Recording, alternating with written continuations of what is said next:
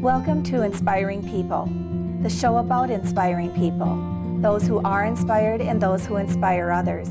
We all know them. They're good examples, they're supportive, they embrace life, they live inspiring lives in their day-to-day actions, and in turn, inspire others to do the same. Hi, welcome to Inspiring People. My name is Mary Otto. I'm the host of the show, and with me for part 2 of our interview is Shelley Skarie. Welcome back, Shelley. Thank you. So nice to have you here. For those of you who missed the first part of Shelley's interview, she spent most of the time talking about her family and her family of origin and some of the trips that they have taken to various parts of the world. And the one that you spoke most about was your trip to Belize, right? And, yep. And as she mentioned then, most people think about that as a vacation destination, Yes. but for her family it was anything but. So Right. if you didn't get a chance to see with that one, I hope you will do so at some point. So Shelley, in this segment, we're going to talk about you and your growing up and some of the experiences that you had. So why don't we start by talking about you, your husband, and kids. How did you and your husband meet? We actually met when my dad, when we decided we were done traveling as an evangelist and traveling, to Texas and all over. We built the church, and my dad became a pastor, and he decided just to stay here and do that. And some of the most important people in our church who have really played an important role in our lives were Carl and Corinne Skarie, and their son Chris, and they have a daughter too named Carolyn. And so Chris and I were friends. But we always liked each other, So I think because our parents were close, we became friends, spent a lot of time together, and I did become a teen mom at the age of 14. Very, very difficult, very difficult, and I didn't, we knew that with our values and things like that it was wrong, but we didn't tell anybody until I was 5.5 months along. I'd gone to Fargo and gone to done a test and all that kind of stuff, and found out I was pregnant with twins. And by the time we told our parents, 14 and 14, told my twins. parents, expecting twins, told my parents, had gone to the doctor then later, had lost one of the twins, and very difficult on my parents. What do you do when your child's 14? It's not what you want for your child. And so I don't think nobody ever has, no parent ever is extremely happy with their children's partners maybe, or the life that they lead, because it's their life and they get to choose. And so needless to say, though, they were very, very sad about that. And so, but nevertheless, they supported me. And what they did was they took me out of school, and I was homebound up until I had Justin. I had him on a Tuesday, I came home on a Saturday, and I'm back to school on Monday.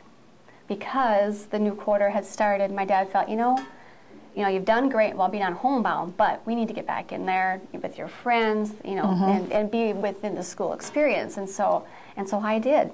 And even though they were really supportive, my mom was at home with my sisters, the one sister for sure, because the other two were in school, but she took care of Justin during the day.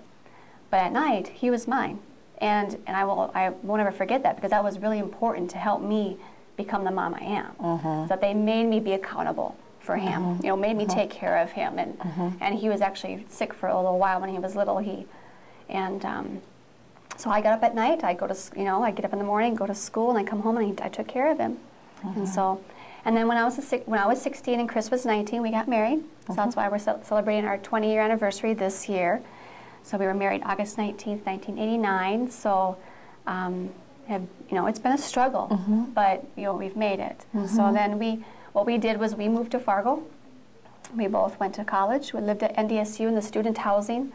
Lived there for 5 years, and and then we had Jasmine, and so we had the 2 little ones in Fargo, and then we moved back. I got my degree in child development and family science, and Chris is a mechanical engineer. And we actually lived in Audubon for 5 years, and then we moved back to DL. So now we have Reese, who's 9. Yes, so.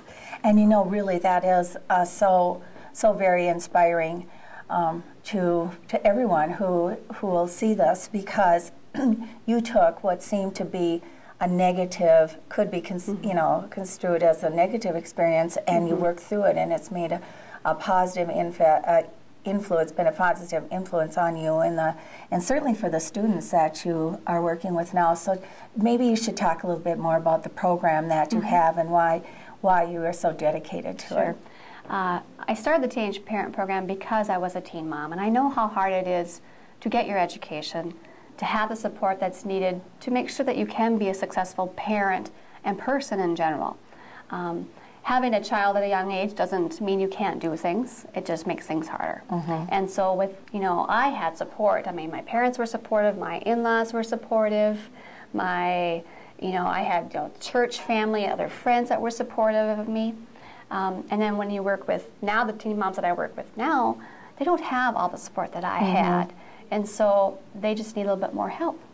Just, a little encouragement to know that, I did it. And I had some really hurtful things said to me in high school. Things said to me walking down the hall by teachers, saying I'll never make it. And that was my instance. That was at the point when actually Chris and I decided, you know what, we're going to prove everybody wrong because everybody told us we couldn't make it. So that's really why we push so hard, and so why we have the drive we do, and we love being parents. But really, I hope that the young parents really see in me, somebody that they could be someday. Sure. That's really what I hope, that they be a role model for them. Yes, that I can be a role model, be a mentor to them, so that they can see that, it is possible. Anybody can do it. We didn't have anything when I was young. We had nothing, but I always had the love and the support I needed, because money's not everything, for sure. So. Well, great, and I witnessed some of the experiences you have with these young women and how they come to trust and rely on your support and your advice and so on. Once again, maybe the viewers should know what the name of the program is in case somebody would be interested in. I mean, this show is about you, but at the same time, you are so involved in the program that maybe it would be a good idea for you to mention the name of the program. It's the Teenage Parent Program at the ALC, and we service, I have a specific program as part of the ALC where I focus specifically on young parents and prenatal care, nutrition, child development, discipline, working with the kids, and we have class every day, and I'm there as a support. It's a pretty busy place, I understand. It is very busy. Well, we've been pretty serious through a lot of this, although you've been smiling quite a bit and so on. So I just have to ask you a couple questions that maybe give another look at Shelley Skarie. If you could describe yourself in just a couple of words, Shelley, how would you describe yourself? I think motivated and independent. Possibly sometimes people might say stubborn.